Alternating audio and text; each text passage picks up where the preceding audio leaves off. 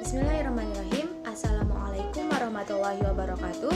Perkenalkan, nama saya Bayi Siti Rohmaniati dari Program Studi Ilmu Tanah Fakultas Pertanian NIM C1B01910 dan dari kelompok 2. Pada video kali ini saya akan membuat laporan praktikum OPT acara 9, yaitu tentang praktikum lapangan. Yang pertama, belalang Oxia sinensis. Belalang ini memiliki klasifikasi yaitu Phylum Arthropoda, kelas Insecta, ordo Orthoptera, famili Ancididae, genus Oxia, dan spesies Oxia sinensis.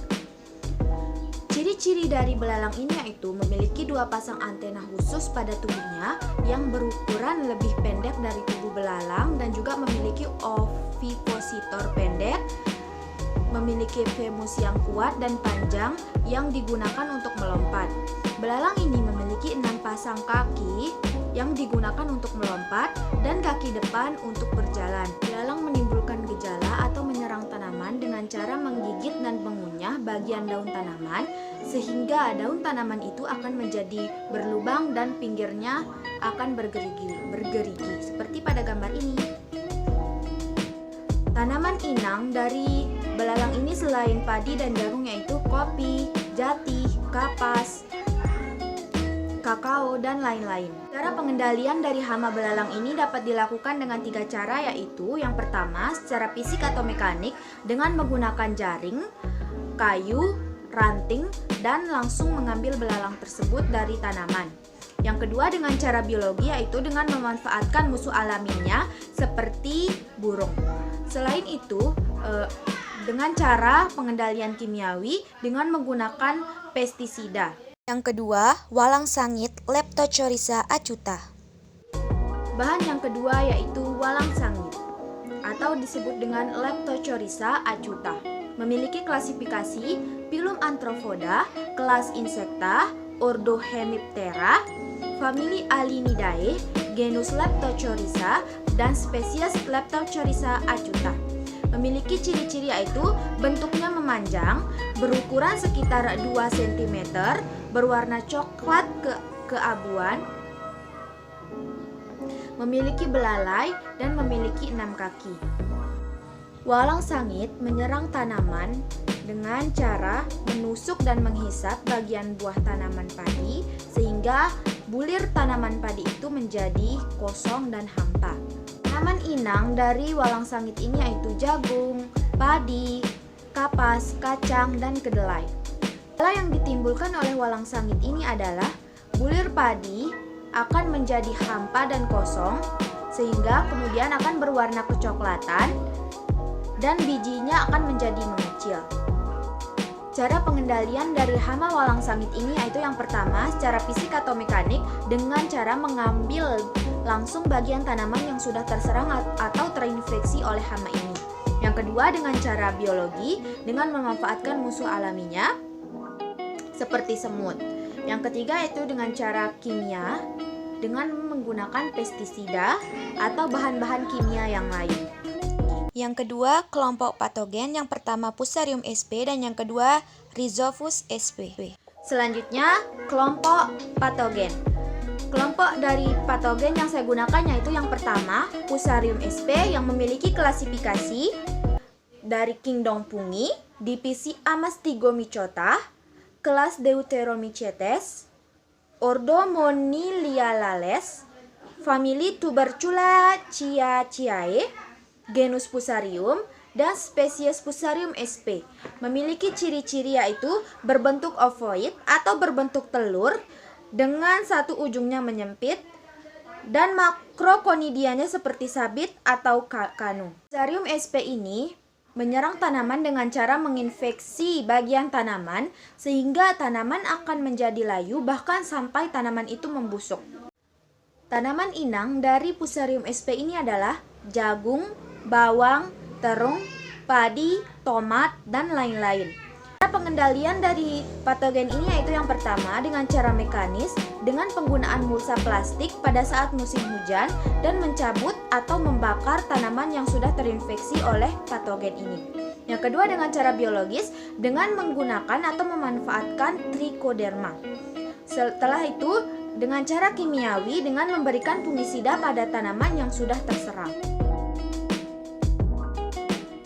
Patogen yang kedua yaitu Rhizopus sp yang memiliki klasifikasi Kingdom Fungi, divisi Zygomycota, kelas Zygomycetes, ordo Mucorales, famili Mucoraceae, genus Rhizopus dan spesies Rhizopus sp.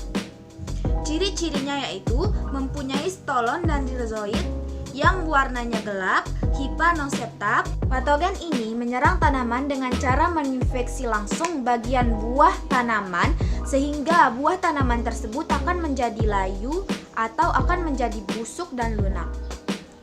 Tanaman inang dari patogen ini adalah pepaya, ubi, dan lain-lain.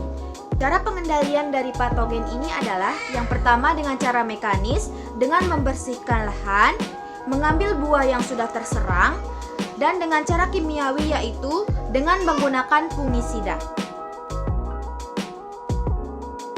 Yang ketiga yaitu kelompok gulma. Yang saya gunakan adalah yang pertama bebandotan atau yang biasa disebut dengan Ageratum chonizoides. Memiliki klasifikasi Kingdom Plantae, divisi Spermatophyta, subdivisi Angiospermae, kelas Dicotyledoniae, famili Asteraceae, genus Ageratum dan spesies Ageratum chonizoides.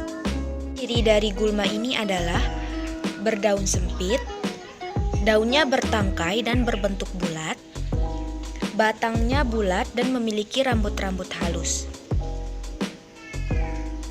Terus bunganya majemuk, terdiri dari 3 atau lebih, tingginya 30-90 cm dan bercabang. Gulma ini merugikan tanaman karena dapat menurunkan produktivitas tanaman karena berkompetisi dengan tanaman dalam memperebutkan unsur hara, air, cahaya matahari, dan tempat tinggal. Selain itu, tanaman ini juga menghasilkan atau dapat mengeluarkan zat aloefati yang dapat beracun bagi tanaman. Tanaman inang dari gulma ini adalah cabai, tomat, jagung, mangga, dan lain-lain. Cara pengendalian dari gulma ini adalah yang pertama dengan cara pencabutan langsung gulma ini. Yang kedua dengan cara kultur teknis dengan melakukan rotasi tanam. Selain itu, secara biologis dengan memanfaatkan serangga yang dapat menghambat pertumbuhan dari gulma ini. Yang terakhir yaitu dengan cara kimiawi dengan menggunakan herbisida, contohnya glifosat.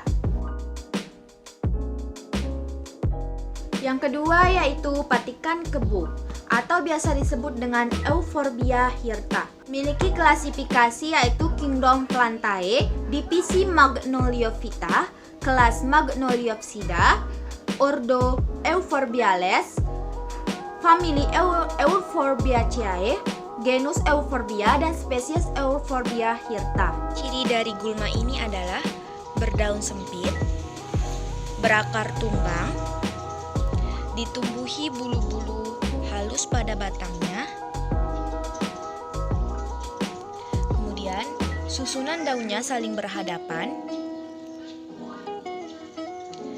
Bunga tumbuh 1-2 tangkai per batang dan bijinya berwarna merah kehijauan dan coklat. Gulma ini dapat merugikan tanaman karena dapat menurunkan produktivitas akibat dari tanaman yang terkontaminasi oleh benih-benih gulma ini. Tanaman inang dari gulma ini adalah sawi, mangga, jagung, tomat, padi, dan lain-lain. Cara pengendalian akibat dari gulma ini adalah yang pertama mekanik dengan cara pencabutan langsung gulma ini. Yang kedua kultur teknik dengan menanam tanaman sampingan. Dan yang terakhir dengan cara kimiawi dengan menggunakan herbisida. Maaf apabila ada kekurangan dan kesalahan. Wabillahi taufik wa hidayah. Wassalamualaikum warahmatullahi wabarakatuh.